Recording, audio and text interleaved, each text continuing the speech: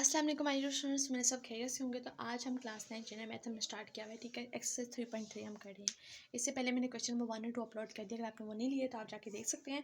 तो आज हम क्या करेंगे, क्वेश्चन नंबर 3 करेंगे। बहुत ही आसान और सिंपल सा है। हम इसके स्टेटमेंट को पढ़ लेते हैं। Distribute 720 rupees as profit among 3 people so that the shares are in the ratio the 3:4 ratio and 5 ratio, ठीक है। हमारे पास 3 पर्सन है जिनको प्रॉफिट हुआ है 720 रुपीज़, और हमने इस 720 को हमने इस रेशो में के मुताबिक हमें क्या करना है, इन 3% में डिस्ट्रीब्यूट करना है इक्वली, ठीक है, तकसीम करना है। तो हम इसको सॉल्व कर लेते हैं। बहुत आसान और सिंपल सा है, ठीक है, बाकी क्वेश्चंस की तरह ही हम सबसे पहले हम देख लेते हैं सोल्यूशन, ठीक है। टोटल प्रॉफिट हमारे पास क्या है, 720 रुपीज़। टोटल प्रॉफिट कितना हमारे पास है, 720 रुपीज़, ठीक है। इसके बाद हम रेशो के सम निकाल लेते हैं। सम ऑफ रेशो,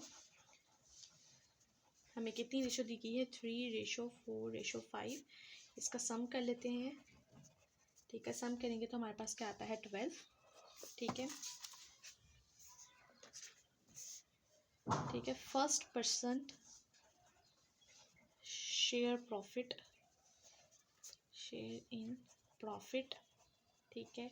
फर्स्ट पर्सन की हमारे पास रेशो कितनी है, 3। हम इसको ऊपर रखेंगे। सम हमारे पास क्या है, 12। इसको हम नीचे, और इसको हम टोटल प्रॉफिट के साथ क्या कर देंगे, मल्टीप्लाई कर देंगे, ठीक है। 3/12, जो आंसर आएगा उसको हमने मल्टीप्लाई कर देना 720 से।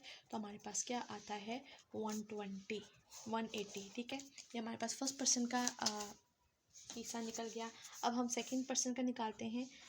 Second person share in profit, ठीक है। तो सेकंड पर्सन की रेशो हमारे पास क्या है, 4। सम हमारे पास क्या है, 12। टोटल अमाउंट से इसको मल्टीप्लाई कर देंगे 720, ठीक है। पहले हमने 4 का डिवाइड करना है 12 के साथ, जो आंसर आएगा हमने इसको मल्टीप्लाई कर देना है 720 से। तो हमारे पास क्या आंसर आता है, 240 रुपीज़, ठीक है। देन हम थर्ड पर्सन की शेयर निकाल लेते हैं। Third person share on profit, ठीक है। थर्ड पर्सन के हमारे पास रेशो क्या है, 5। सम 12 मल्टीप्लाई कर देंगे टोटल प्रॉफिट से। 5 को हमने डिवाइड करना है 12 से, जो आंसर आएगा उसको हमने मल्टीप्लाई कर देना है 720 से।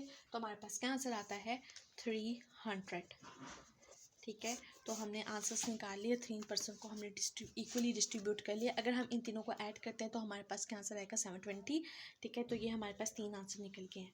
और ये हमारे पास अगर एज अ शॉर्ट क्वेश्चन नहीं आएगा, ठीक है, लॉन्ग तो नहीं आएगा, तो आपने इसको अच्छी तरह से कर लेना है, बहुत आसान सा है। अब हम क्या करते हैं, इसका हम फोर्थ क्वेश्चन देखते हैं, वो लॉन्ग के हिसाब से आएगा, ठीक है। तो आपने क्या करना है, इसके हम स्टेटमेंट को पढ़ लेते हैं। 3% invested in amount of the 30 lakh in a business with share ratio 2, 3 and 7, ठीक है। They earned a profit of the 6 lakh. If they are interested to wind up their business, what amount every shareholder would get? वो कह रहे हैं कि हमारे पास 3% हैं जिन्होंने 30 लाख इन्वेस्ट किया है, ठीक है। अब उन्होंने 30 लाख किस हिसाब से इन्वेस्ट किया, ऐसी बात नहीं है कि उन्होंने इक्वली इन्वेस्ट किया, ठीक है। किसी ने 2 रेशो के हिसाब से, किसी ने 3 रेशो के हिसाब से, और किसी ने 7 रेशो के हिसाब से 30 लाख रुपया इन्वेस्ट किया। दे अर्न प्रॉफिट, अब उन्होंने जो ये 30 लाख इन्वेस्ट किए हैं ना बिजनेस में, इस 30 लाख के बदौलत उन्होंने 6 लाख रुपया अपने बिजनेस में प्रॉफिट कमाया। अब उनको प्रॉफिट मिल गया। अब इन तीनों ने सोचा है कि हम इस बिज़नेस को वाइंड अप कर देंगे, ठीक है। वाइंड अप करेंगे ना, तो जो उन्होंने इन्वेस्ट किया हमने वो अमाउंट को डिस्ट्रीब्यूट करना है, और जो इनको प्रॉफिट मिला है हमने उस अमाउंट को डिस्ट्रीब्यूट करना है, ठीक है। तो हम पहले इन्वेस्टमेंट के हिसाब से डिस्ट्रीब्यूशन करते हैं, फिर हम प्रॉफिट के हिसाब से 3% की डिस्ट्रीब्यूशन करेंगे, और जो हमारे पास इन आएंगे इनको ऐडअप करके हम पर्सन का शेयर निकाल लेंगे, ठीक है। बहुत आसान और सिंपल सा है, ठीक है। फर्दर आपको क्वेश्चन जब हम सॉल्व करेंगे वो समझ आ जाएगी, ठीक है। सबसे पहले हम लिख लेते हैं सोल्यूशन। अमाउंट ऑफ इन्वेस्टमेंट हमारे पास कितनी है, 30 लाख। अमाउंट ऑफ इन्वेस्टमेंट कितनी है हमारे पास, 30 लाख, ठीक है। इसके बाद हमने रेशो निकाल देना है, सम ऑफ रेशो, ठीक है। रेशो हमारे पास क्या है, 2:3:7। इसको हमने ऐड अप कर देना है। ऐड करेंगे तो हमारे पास क्या आता है 12, ठीक है, ये आपको बात पता है। अब हम क्या करेंगे, फर्स्ट पर्सन की इन्वेस्टमेंट के हिसाब से करेंगे, फिर सेकंड पर्सन की इन्वेस्टमेंट निकालेंगे, फिर थर्ड पर्सन की इन्वेस्टमेंट निकालेंगे, ठीक है। First person of the investment, first person of investment, ठीक है, इसकी रेशो कितनी है 2, सम हमारे पास कितना है 12, नीचे लिख देंगे, मल्टीप्लाई कर देंगे टोटल अमाउंट से 30 लाख से, ठीक है। 2 को हम डिवाइड करेंगे 12 से, जो आंसर आएगा 30 लाख से हम उसको मल्टीप्लाई कर देंगे तो हमारे पास क्या आता है 5 लाख, ठीक है। 5 लाख हमारे पास फर्स्ट पर्सन की इन्वेस्टमेंट में आ गई। Second person of the investment, second person of investment, ठीक है, इसकी रेशो हमारे पास क्या है 3, सम निकाला 12, मल्टीप्लाई कर देंगे हम इसको टोटल अमाउंट से, 3 को हम डिवाइड करेंगे 12 से, जो आंसर आएगा हम इसको मल्टीप्लाई कर देंगे 30 लाख से, तो हमारे पास क्या आंसर आता है 7,50,000, ठीक है।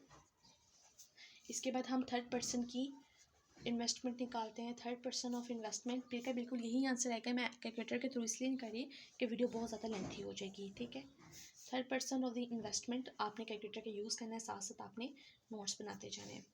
और इसकी रेशो हमारे पास 7 है थर्ड पर्सन की, ठीक है, सामने निकाला 12 रेशो का, इसको मल्टीप्लाई कर देंगे टोटल अमाउंट से, ठीक है। 7 को डिवाइड करेंगे हम 12 से, जो आंसर आएगा हम उसको मल्टीप्लाई कर देंगे किसके साथ 3 लाख से, ठीक है। तो हमारे पास क्या आंसर आता है 17,50,000,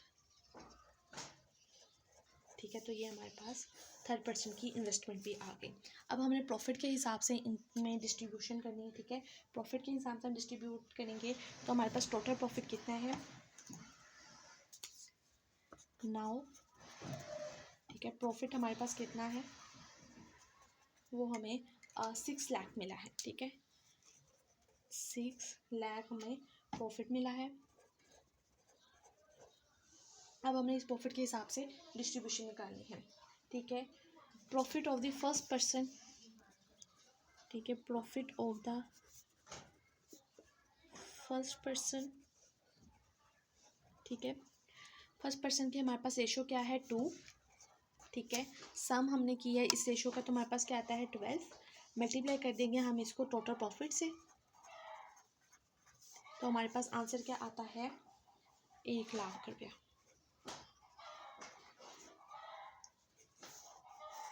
ठीक है, ये फर्स्ट पर्सन का है।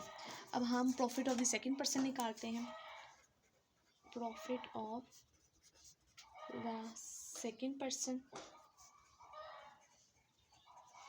इसकी हमारे पास रेशो क्या है 3, सम किया रेशो का 12, मल्टीप्लाई कर देंगे इसको टोटल प्रॉफिट से, 3 को डिवाइड करेंगे 12 से, जो आंसर आएगा 6 लाख से हम उसको मल्टीप्लाई कर देंगे तो हमारे पास क्या आता है 1,50,000, 1,50,000 हमारे पास सेकंड पर्सन का भी इन प्रॉफिट आ गया, ठीक है। अब हम क्या करते हैं थर्ड पर्सन की प्रॉफिट निकाल, profit of the third person, third person की हमारे पास रेशो क्या है 7, सम किया रेशो को 12, मल्टीप्लाई कर देना हम इसको टोटल प्रॉफिट से, ठीक है। 7 को डिवाइड करेंगे हम 7 को डिवाइड करेंगे 12 से, जो आंसर आएगा उसको मल्टीप्लाई कर देंगे हम 6 लाख से, तो हमारे पास क्या आंसर आता है 3,50,000, ठीक है। अब हमने फर्स्ट पर्सन की इन्वेस्टमेंट में निकाल ली है कि फर्स्ट पर्सन ने इतना इन्वेस्ट किया था, ठीक है, इसे 5 लाख इन्वेस्ट किया था तो इसे 1 लाख प्रॉफिट हुआ।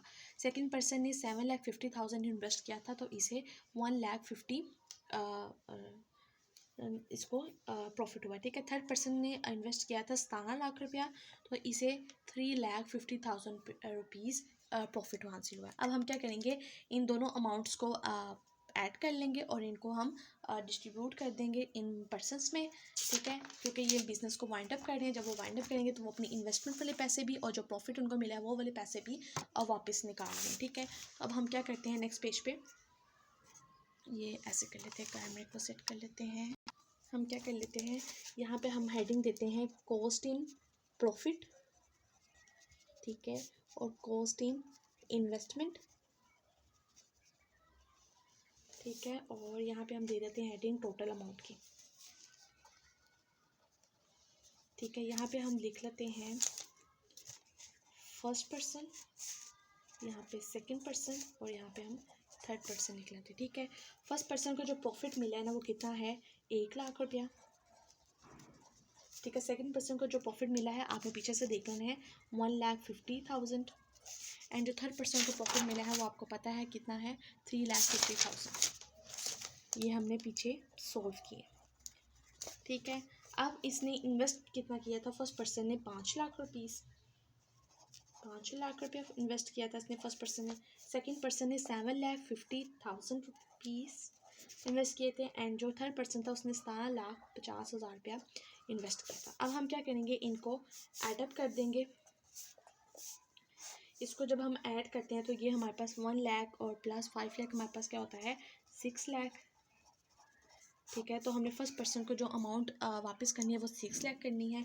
सेकंड पर्सन को जो हमने अमाउंट वापस करनी है वो कितनी करेंगे 1,00,000 और 7,50,000 उसको हमने 9,00,000 रुपीज़ वापस करनी है, ठीक है। और जो थर्ड पर्सन है उसे हम कितना वापस करेंगे, इन दोनों को हम अगर ऐड करते हैं तो इसको हमने 21,00,000 रुपया वापस करेंगे।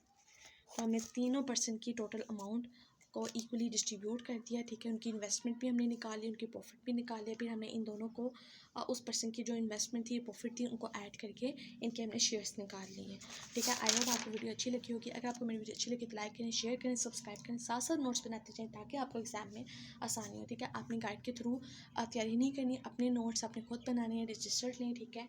और नोट्स साथ साथ बनाते जाइए, ठीक है। बहुत ज़्यादा आसान है, सिंपल सा है और फुल मार्क्स अटैम्प्ट करें, ठीक है। फुल मार्क्स आपने गेन करने, ठीक है, एग्जाम में, ताकि आपको किसी भी तरह की परेशानी का सामना ना करना पड़े, ठीक है। अगर आपको मेरी वीडियो अच्छी लगी तो लाइक करें, ठीक है।